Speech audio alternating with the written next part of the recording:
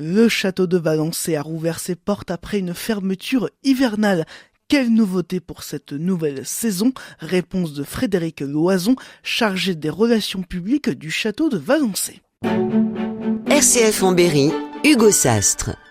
Frédéric Loison, cette nouvelle saison, elle est consacrée à la Renaissance, c'est ça? Nous sommes inscrits dans le cadre de la grande opération régionale des 500 ans de la Renaissance. À ce titre, nous avons tout un programme spécifique. La grande partie, c'est des recherches qui ont été faites sur la famille d'Étampes, qui sont les bâtisseurs du château de Valençay à la Renaissance.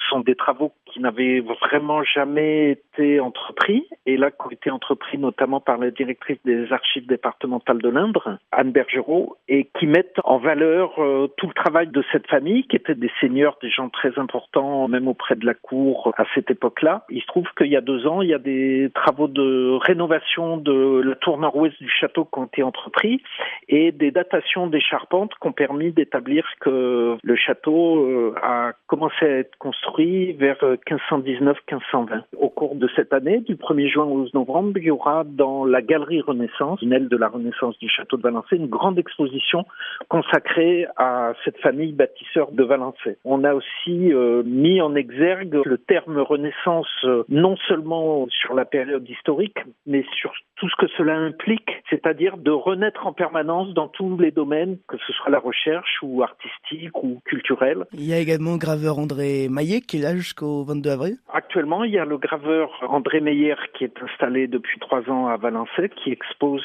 ses gravures avec des gravures issues, on va dire, de ses créations depuis une 50aine d'années. Et puis tout récemment, exprès pour cette exposition, il a créé 2 grands dessins du château de Valençay. Un dessin, on va dire, de facture traditionnelle qui respecte exactement l'architecture du château. Et puis une interprétation un peu folle issue de sa vision du château, voilà, qui est une espèce de renaissance aussi du dessin et une réinterprétation de l'architecture du château de Valençay. Et puis au cours de cette année, on va avoir aussi une visite un peu particulière à partir du 1er juin. On va pouvoir faire visiter les charpentes de la tour nord-ouest du château, donc charpentes datées de la Renaissance.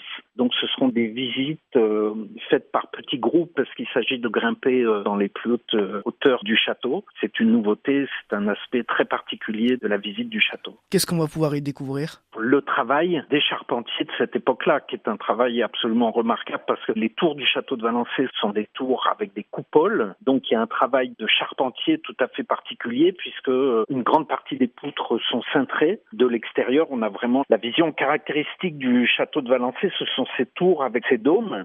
Et à l'intérieur, c'est soutenu par une charpente qui a elle-même à plusieurs aspects.